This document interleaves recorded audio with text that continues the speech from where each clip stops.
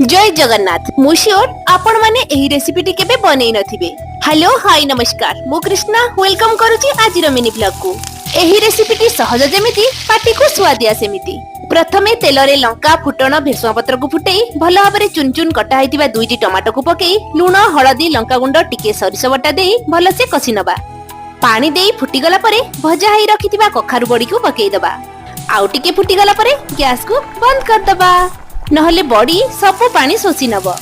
आउ अति सहजरे बनिकी रेडी हेजिबो बड़ी फुला। बड़ी फुला बाबूंकर भारी पसंद। लाउ सतुला कलरा भजा सांग को बापांक पई बनुची बाईगण भर्ता। आउ ता सांग को बनेइथिली डाली मटर तरकारी। देखिले तो बाईगण पेट को चिरी कंचा लका रसुण पुरई पोड़ी नेइथिली। आउ हां दियरंकु ए सब किछि रुचि बनी तांको पई बनिथिला कंचा सोरिष तेल रे आलू चटणी। संध्यारे सासु बोहुंक सह समस्त रेडी हे जाइथिले 21 भोजी खाइ जिबा पई। Love you all.